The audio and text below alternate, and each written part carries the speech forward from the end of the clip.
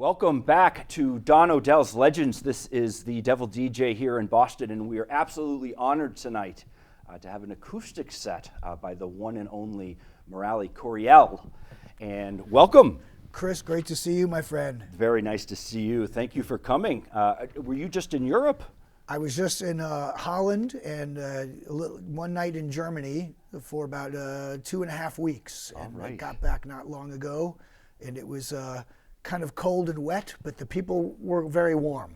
That's great. They love their blues. They're wonderful people. I love the food and the people, and they love the music, so we all got along very well. That's great. Yes. Well, if you're interested in the last name Coryell, Larry Coryell, who you may know as the very established jazz guitarist, is Murali's father. And then, of course, your mother is a pretty famous actress as well. Well, that was my grandmother. Your grandmother was the famous. Now, yeah. your mother, But Julie.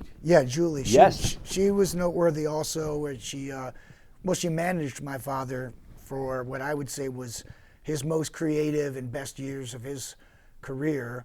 And she also wrote a book called Jazz Rock Fusion, The People, the Music. And Miles Davis was the only person that would grant her an interview during that time. So she was quite involved in the creative and management side of my father's life and mine also. And unfortunately, both my parents have been passed away for several years now, but they certainly left a big impression and a lot of things to learn from and to try to get better at.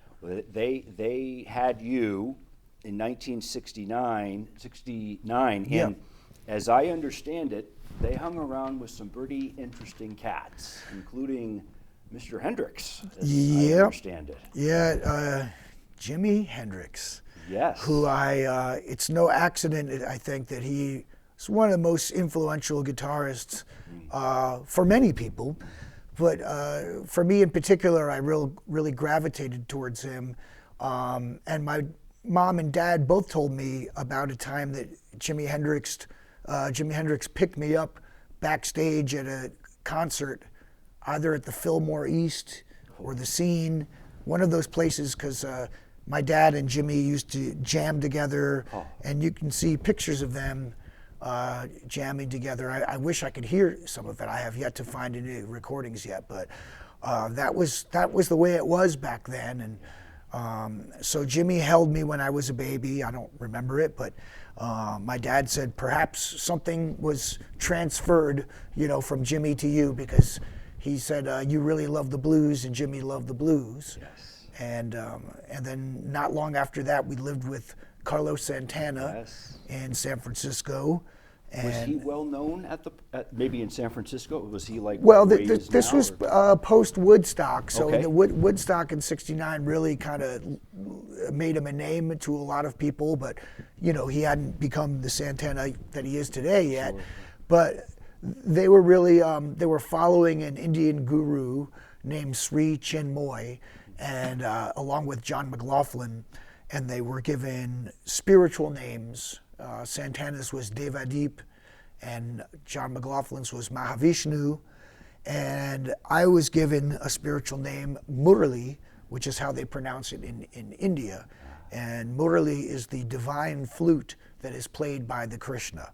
So it's a musical name, but of course, in America, we grew up saying Murali. Yes. And so, it is what it is. So Indian people generally call me Murali, and I'm cool with that. And people call me all kinds of things. So I'm all right with it.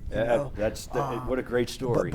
And then after that, we lived with Jack Bruce. Yes. The bass player and vocalist for Cream, and that was in Scotland. Ooh. And those were my first childhood memories ever, was of chasing sheep in a field of tall grass in Scotland. And so there was definitely some really interesting, amazing artists and people that I was around from a very young age. And I consider myself fortunate in some ways. It was different than the way a lot of other people may have grown up. Yeah. But I'm grateful to have been born into a musical family, Yes. and to be able to do music for a living. Yeah, well, Yeah. you do it very well. I know your last album, made in Texas in 2019. Yes. But you have a very special song that was released a little bit ago that I'd love for you to talk about. The fabulous song with Ukraine. Talking about Ukraine. Yes. Yeah, it's called Ukraine War Cries. And it's kind of a song that I never meant to write it. I didn't know there was going to be a war. But like certain songs, certain events happen in life, and you have a reaction to it. And if you can have a musical reaction to it, it's a kind of therapy.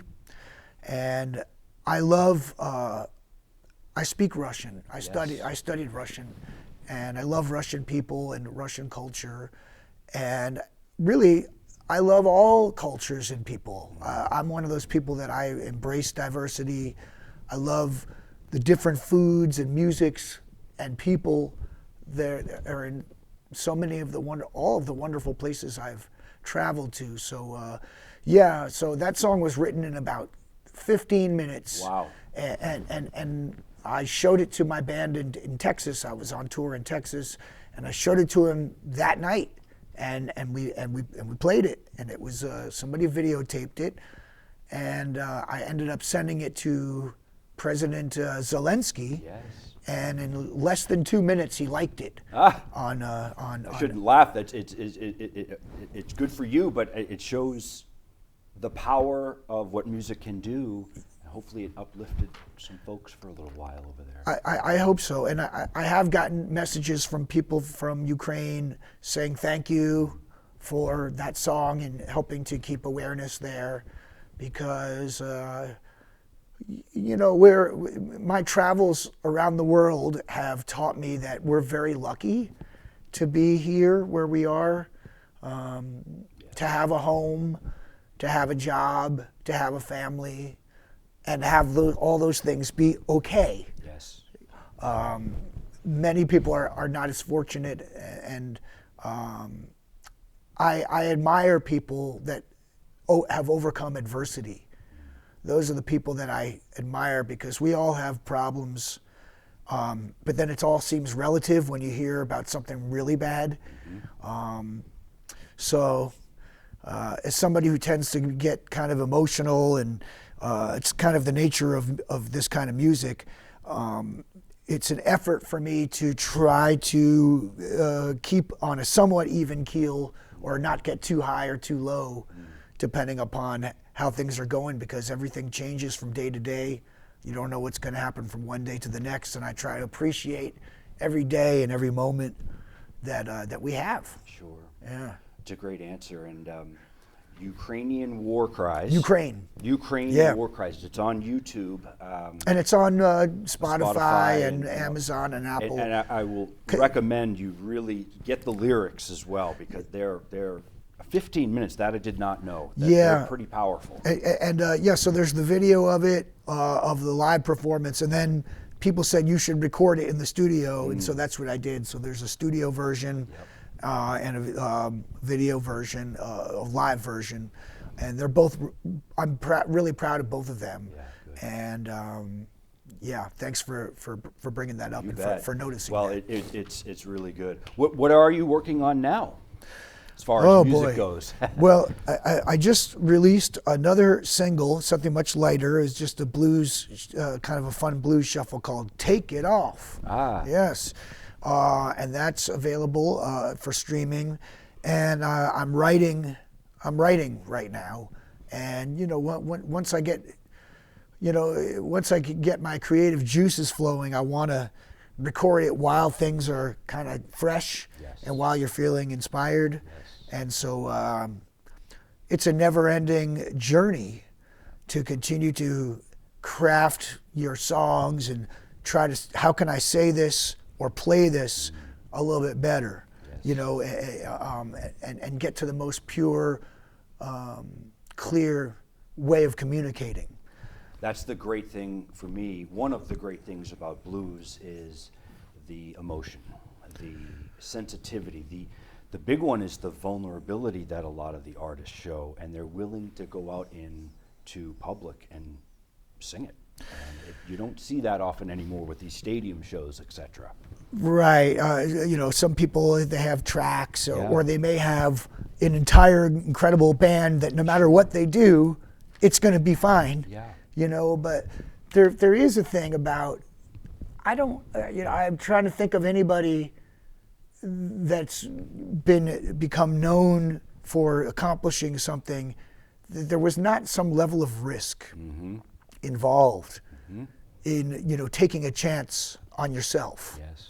And on your beliefs.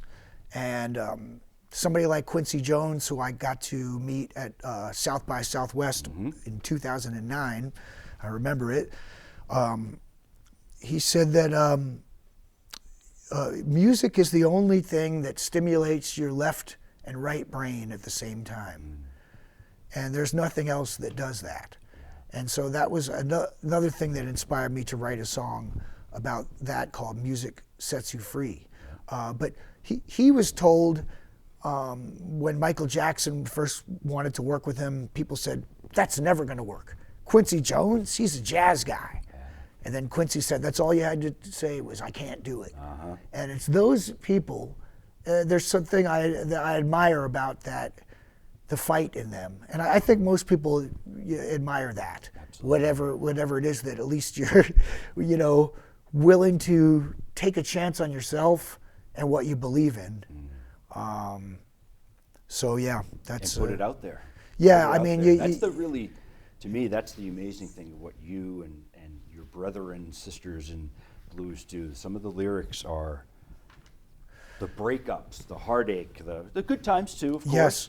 But a lot of it's blues for a reason, right? Some of the stuff, it can be. I mean, you're bringing up a great point, Chris, because there's music and songs for all different situations and moods. You got your fun party music, you got your sexy music, you have your fun music and rock and roll, but sometimes you have something it's not that. Yep. It's about another set of emotions, and boy, there's a lot of those. Yes. It's bigger than the rainbow. Yeah. There's more emotions than there are colors in the rainbow. That's for sure. I mean, different shades of them and different degrees, and how it affects us psychologically. I'm very fascinated by just the psychological effect of life on us, because we're all going through it. And that's the other thing about blues and music is, it's sometimes we feel like nobody understands what we're going through. Like my son this morning, one of my sons was having a real hard time, and he was really kind of freaking out. Yeah. And I knew what he was going through, because I've been through it also. Yeah. And I as a parent, sometimes there's those teachable moments where as a parent it's your turn to, maybe you could do something here. And whatever I did the right thing. And basically it was, I paid attention to him, to what his problem was, and I helped him fix it. Because sometimes I feel this way, I have a problem, or I have several problems, and I need help. And life can be so overwhelming that, we could freeze and not know what to do, like the deer in headlights, kind of thing. And I get it. You have empathy, and I think you see it in a lot of musicians, but particularly blues musicians, the real ones. Yeah, the real ones. They have felt it, and so. Yeah. Yeah, very cool. Well, let me ask you this. Yeah. How did the blues discover you? Oh wow! I like the way you put the little twist on there. Yes. So. Because most people say, how did you discover the blues? But it's really, how did the blues discover you is a great way to phrase it. I have memories. I grew up in Connecticut. Yes. So I remember I would trying to remember at what point.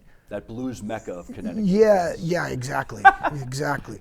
I was really into the classic rock of Led Zeppelin and Jimi Hendrix and Cream, and I went to my dad, and he knew all these people. He knew them personally and everything. So I said, Dad, you got to check this out, and like I want to learn how to do this. And he said, if you want to learn what they're doing, you need to listen to Robert Johnson and Muddy Waters and B.B. King. And so, back then it was records, and also you're a DJ.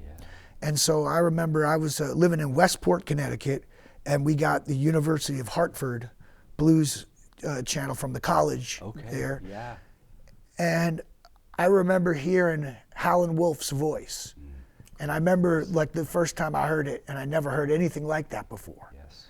And it was, I think it was 300 pounds, no, it was, maybe it was 300 pounds of joy. Might have won it, whatever it was. I was like, whoa. It was like a slap in the face, I never heard anything that intense. You're talking about emotion and power.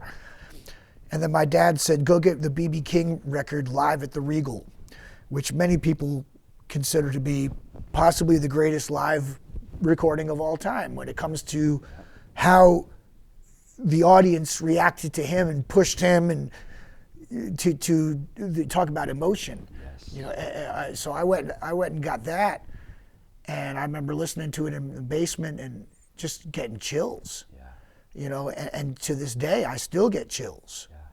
And there's not that many things that do that. Like what's going to happen. You've heard it thousands of times, and yet you discover something new almost every time. Yeah. And that's the thing. And even things that, I've made it a point to study history and recordings and go back and learn and analyze it.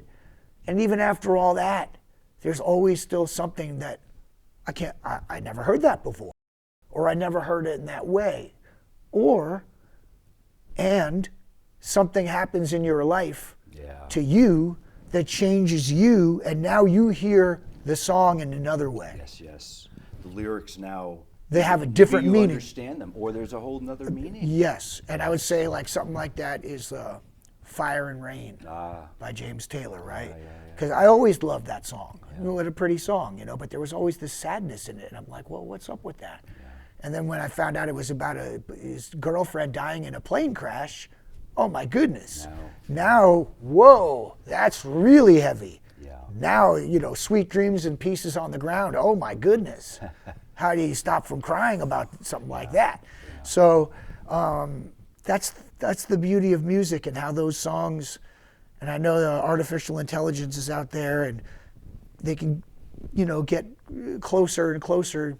But it's never, I don't think humans want to be entertained by just a robot or by an artificial thing. I think it's still, hopefully, otherwise my job will be eliminated. I won't have one either. And they also say, the end of the world only happens once. Yeah. So, Yeah. If it's going to happen, it's going to happen once. Your money won't matter. Nothing will matter. So I love what you said about lyrics. I have particularly two songs, which are actually not blues songs, that I am actually at the point right now I can't listen to. It's just too much, and because the things that happen in people's lives, and you're right, they change. Oh yeah. It's and then it's like, oh boy, this is something more than I realized. And yes, wow, yes. Yeah. And how did they have the power to write that? The smarts, the knowledge, and again, I really see that a lot in the blues. One more final question. I know you've played with some real heavyweights. I wrote a couple down here, BB and Buddy. Yeah. And so, but can you tell us the story about Duke Robillard and how he kind of helped Duke. maybe even quote unquote discover you? I wouldn't put it that. Well, but he did help a lot. In a way, he did discover me. He didn't know who I was. And again, this comes back to it happened in Connecticut, that mecca of blues. I was a teacher at a school called the National Guitar Workshop, and he was doing a master class, and he came, and we'd have faculty concerts. And there was also happened to be Reb Beach, the guitarist from Winger, Ah. was also doing Okay. a master class. It Yeah. was also one of the guest artists. And for one reason or another, Reb Beach had requested me to play with him. Normally he would request a rock, more of a hard rock Sure. faculty member. Sure. But they said he wants to do like James Brown and funk songs, and he wants you to play with him, and so okay, and so we're jamming up there, and then the drummer, I don't remember who it was, but he was playing so hard because these rock guys, they play pretty hard and loud. He broke his kick drum head, his bass drum head. Yeah. But the concert wasn't over. He said, let me put a new head on it, and let's take a short break, and I'll put a new head on it. And then so during the break, Duke Robillard, who was in the audience, came up to me and said, do you mind if I sit in with you guys? And I said, go right ahead. Wow, this is amazing. And it's weird. It's almost like an out-of-body experience because I was on stage with those guys. You had Murali Coryell, Duke Robillard, and Reb Beach. Three different people, three different ages, three different styles. And for some reason, I have a vision of me being in the audience, seeing us all up there. Now, I don't know how that's impossible, but this is the way it's going in my mind. Yes. And so afterwards, Duke and we talked, and he said, oh, man, you're really good. And he took my number. And then... What did you figure when he took your number? Did you think you'd ever hear from him? I didn't. I probably didn't think so. Yeah. But as fate would have it, his guitarist Paul Murphy, who was a legendary guitarist from Rhode Island, big baseball fan too. He died. He suddenly died in Brazil, and Duke had just released a new album on Virgin Records, and he wanted his full band. He wanted another guitarist, and so he said, Murali. He called me, and Murali, he says, I'm playing a show near you with Los Lobos.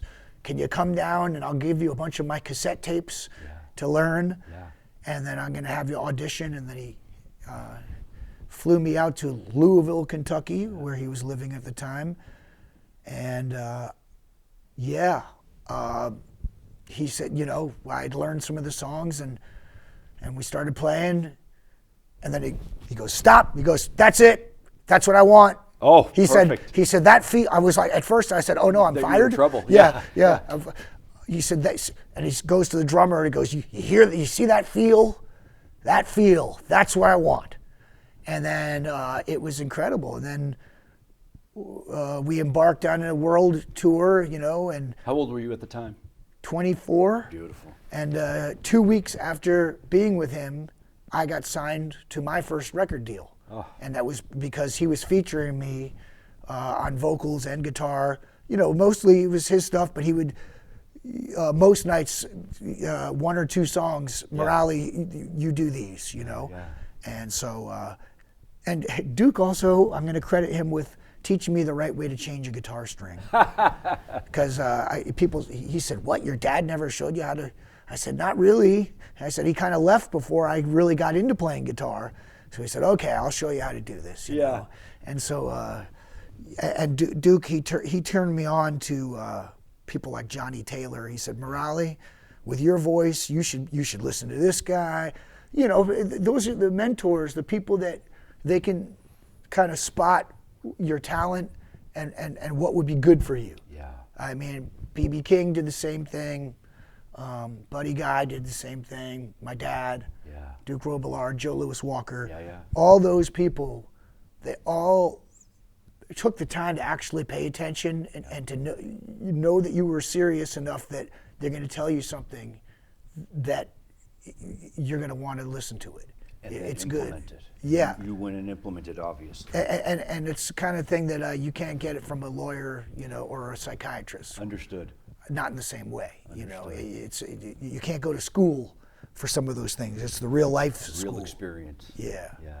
What a fabulous discussion. Thank you. We are looking forward to your acoustic show this evening. Thanks.